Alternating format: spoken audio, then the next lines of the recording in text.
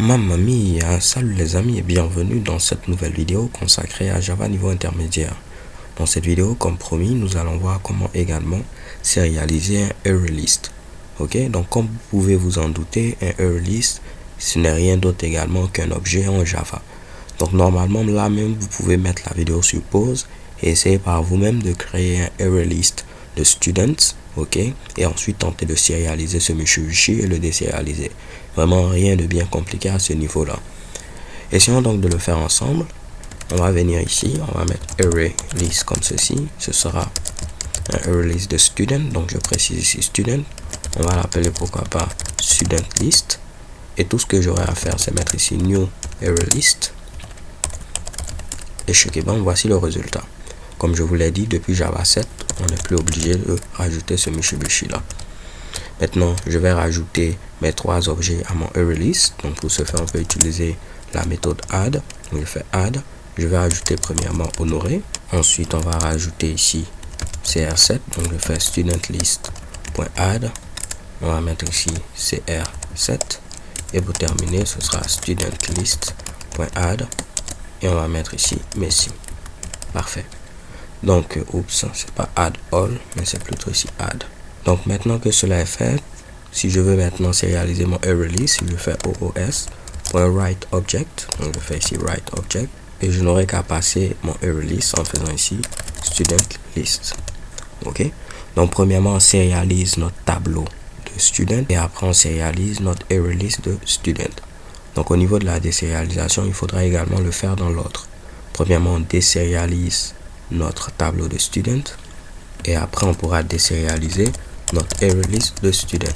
Donc je fais ici student, on va l'appeler également student list, et là je dois faire mon casting, ce sera ici array list student, et je pourrais mettre oes.readObject, oups, et checker bon. Donc là il nous faut importer array list, donc je peux faire ici import, et normalement vous voyez que je n'ai plus de problème. On a ce petit warning là qui est en rapport avec ce qu'on appelle l'effacement de type, ou en anglais type erasure. Mais vu qu'on n'a pas encore parlé ici de ce qu'on appelle les generics, on ne va pas encore rentrer dans les détails. Ok, je n'aime pas les warnings, mais pour l'instant faites-moi confiance, juste pour ne pas compliquer les choses. On ne va pas se soucier de ce Mitsubishi là. Donc là on a désérialisé notre tableau de student. Ensuite on a désérialisé ici notre array list de student. Donc normalement si tout fonctionne, je pourrais faire également un for each sur notre array list de student. Donc là c'est maintenant student list, et pourquoi pas on va juste faire un sysout de student. Donc en faisant un sysout, il va appeler la méthode toString, ce qui va nous permettre d'avoir cette représentation là. Donc je vais lancer la sérialisation, tout s'est bien passé. Je vais lancer la désérialisation, et cette fois-ci qu'est-ce que vous voyez? On a bel et bien ici désérialisé notre tableau et on a affiché le nom de chacun des students, et on a bel et bien désérialisé également notre array list de students, et on a pu afficher la représentation sous forme de chaîne de caractères de chacun de ces objets là. Ok, donc vraiment comme vous pouvez le voir, rien de bien compliqué, c'est quasiment la même chose, simplement qu'on a eu à déclarer un array list. Ici ce qu'on va faire, pourquoi pas, vous savez que je pouvais par exemple copier ceci, donc je vais couper et vous le montrer, mettre cela là, également couper ceci, le mettre à ce niveau là, et pour terminer couper ceci et le mettre ici. Je peux enlever maintenant ces trois variables.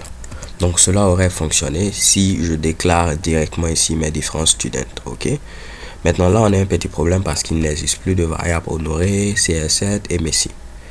Avec ici les array list, on peut directement ici passer en paramètre notre fameux tableau afin qu'il puisse initialiser notre array list. Donc en lieu et place de faire add, on peut venir ici, utiliser ici arrays, ok, qui se trouve au niveau de java.util, et il y a une méthode qui a pour nom asList, et on va passer en paramètre notre fameux tableau de student.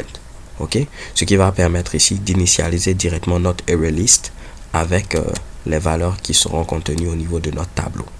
Ok, vous voyez que c'est beaucoup plus rapide. Comme je le dis, ce erase là, il est présent au niveau de java.util et on fait appel à une méthode statique qui a pour nom asList. Si je tente de cliquer à ce niveau là, vous voyez que c'est bel et bien une méthode statique. C'est clair que ce code peut représenter ici du charabia à vos yeux pour l'instant. Mais ne vous inquiétez pas, lorsqu'on va parler des generics, ça va devenir un peu plus clair. Ok, j'ai juste voulu vous le montrer au cas où cela serait peut-être utile dans l'un de vos programmes. Donc là, on va tenter de relancer notre sérialisation. Je vais tenter de désérialiser à nouveau nos différents array et array list et vous voyez que tout se passe très bien. Donc je crois que peut-être dans la vidéo suivante on va parler d'un dernier truc en rapport avec la sérialisation et après on pourra passer sur cette histoire de sérialisation et parler d'autres choses. Mais bien avant, pourquoi pas, il faudrait savoir que c'est juste un programme, donc vous pouvez faire quasiment ce que vous voulez. Ici par exemple je pouvais dire que quoi, je pourrais faire un oos.writeInt cette fois-ci et on va prendre par exemple notre array list et appeler sa méthode size. Donc la méthode size nous permet d'avoir ici la taille de notre array list.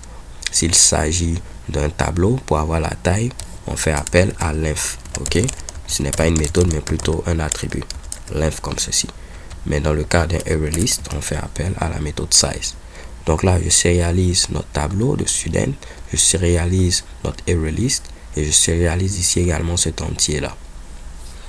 Dans notre cas qui va correspondre à 3 vu qu'on a 3 students. Maintenant, pourquoi je fais ceci, vous allez comprendre dans quelques instants. Je vais faire une petite boucle for. Pourquoi pas une boucle for each. Pour chaque student qu'on va trouver au niveau de student list, je vais faire un oos.writeObject et je vais mettre ici student. Donc en gros, qu'est-ce que je fais? Je sérialise notre tableau de student, je sérialise notre array list de student. Ici, je sérialise ici notre entier, comme je vous l'ai dit, ce sera ici 3. Et je vais maintenant sérialiser chaque objet de notre array list, donc chaque student, de manière séparée. Ok? Là, j'avais tout sérialisé en même temps, mais là, je sérialise chaque Mitsubishi de manière séparée. Et ce que j'ai eu à sérialiser à ce niveau, la taille, va me permettre de savoir que j'ai sérialisé 3 students. Donc là, à ce niveau, comment ça va se passer? Tout ce que j'aurai à faire, c'est quoi? Je vais également lire l'entier que j'ai eu à sérialiser. Donc je vais mettre ici, pourquoi pas, nb student. Et je pourrais mettre ici ois.readInt. Et ça va me donner comme valeur 3. Et donc là, je pourrais dire, on va faire une boucle for qui commence à 0, qui va s'arrêter à ce niveau-là, à nb student, i++, et à chaque fois, on pourra désérialiser chacun de nos objets. En faisant ici student, comme ceci, et ois.readObject. Et juste pour preuve, à chaque fois, on va afficher Toto concaténé à student.getName. Ok, donc on aurait pu faire cela autrement. Ce que je veux juste vous montrer, c'est que vous pouvez faire ici tout ce que vous souhaitez. Donc là, je sérialise l'entier pour dire que je vais sérialiser 3 objets de la classe student. Et ici, vu que je reçois cette information, je peux utiliser une boucle for et dire que on va parcourir cette boucle 3 fois afin de maintenant désérialiser chacun de mes objets pas à pas. Et une fois qu'on a désérialisé un objet, on va afficher Toto, suivi du nom de cet objet de la classe student. Donc si je lance l'exécution de ce code, il me faut d'abord relancer la sérialisation et maintenant désérialiser. Et normalement, vous voyez que tout se passe bien. On désérialise notre tableau, le student, notre array list et maintenant chaque objet petit à petit et on a Toto suivi du nom de l'objet. Donc les gars, c'est tout pour cette vidéo. J'espère que vous l'avez apprécié. Donc comme je le disais dans la vidéo suivante, on va avoir un dernier Mitsubishi en rapport avec la sérialisation et on pourra passer à autre chose. So thanks for watching. Don't forget to subscribe and have a nice day. Peace.